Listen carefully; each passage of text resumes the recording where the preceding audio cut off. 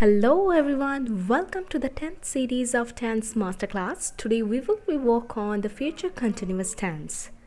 This future continuous tense is also called the future progressive tense or future continuous tense. Okay, this tense is mainly used by foreign or native English speakers, but the English language students don't use that tense often.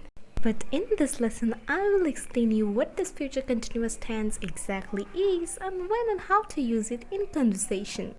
You will learn and understand this tense and you also start to use it like a native English speaker, okay?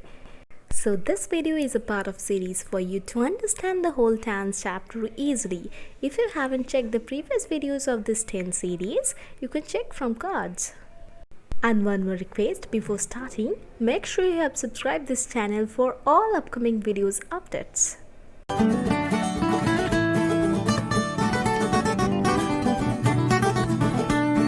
First of all, the future continuous tense tells us about two main things. Number one, which is a future event, and number two, an event that happens in the near future and that continues for some time period. That means something or some event that going to happen in the near future and that will be continuing in future for some time. Okay, now let me clear your doubts with some examples of simple future tense and future continuous tense. Let's see the example of simple future first. I will walk there at 12 p.m. I will walk there at 12 p.m. It can be I will go there at 12 p.m. or I will play there at 12 p.m. Okay, like that. But in future continuous tense, the sentence will be I will be walking there from 12 p.m. Okay, I will be walking there from 12 p.m. Because of the event haven't started yet, for this we are using from 12 p.m. I will be walking there from 12 p.m. because the event is not started yet and that will be continuing in the near future. So I will start the walk from 12 p.m. Okay, got my point? Now let's see the chart to understand its formation. First of all, you need to add subject plus auxiliary, that is will be, and verb plus ing, that can be walk plus ing, play plus ing, etc. Okay, the subject can be I, you, we, they, he, she, and it. So this future continuous tense is used to express continuous or ongoing action or event which will take place in the near future. For example, he will be waiting for us. He will be waiting for us. Second one, they will be arriving tomorrow. They will be arriving tomorrow. In the sentence, will be waiting and will be arriving, they're the example of future continuous tense. Now we will talk about the structure of future continuous tense. There will be three kinds of sentences: positive sentences, negative sentences, and interrogative sentences. So let us discuss about positive one first. The structure will be subject plus auxiliary verb, that means will be, plus main verb or first form of verb, plus ing plus object. For example, I will be waiting for you. I will be waiting for you. Another one, you will be feeling well tomorrow.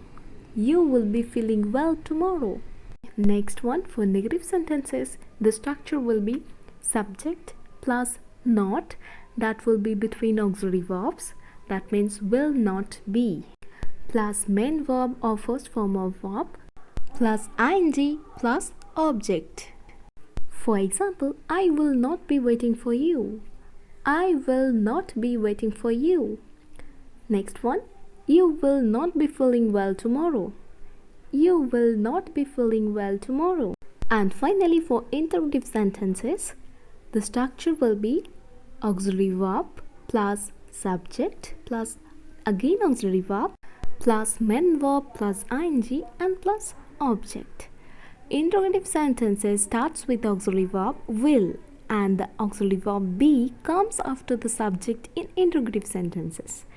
That means will plus subject plus be plus first form of verb plus ing plus object. Okay, for example, will I be waiting for you? Will I be waiting for you? Another one, will you be feeling well tomorrow? Will you be feeling well tomorrow? Now we will learn about the uses of future continuous tense. That means when and how to use it in sentences. Uses number one, which is to represent an action as going on at some time in the near future. For example, the guest will be arriving any time from now. The guest will be arriving any time from now. Uses number two, for future events that are planned. For example, he will be meeting us next month. He will be meeting us next month because the meeting is already pre-planned. For this, we are using future continuous tense. Okay? And finally, the last one. In the interrogative form, this future continuous tense used to ask polite questions. For example, will she be enjoying her vacation? Will she be enjoying her vacations? Okay. So from this lesson you have learned the future continuous tense, where you know when to use it and how to use it. You also know its structure and formation. Okay. So let's take a quick recap with some more example of positive, negative and interrogative sentences. Example of positive sentence: it will be raining tomorrow. It will be raining tomorrow. For negative sentences, it will not be raining tomorrow. It will not be raining tomorrow.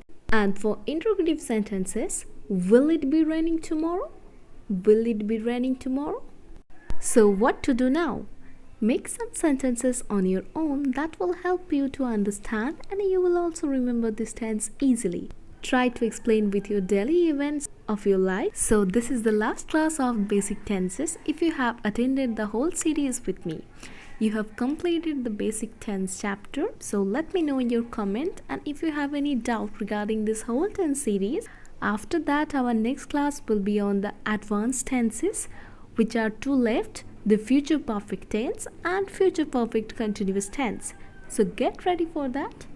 Till then, keep practicing on yourself, and please don't forget to subscribe my channel for all latest upcoming English learning videos updates. Thanks for watching, and keep learning with Learn English with Ishita.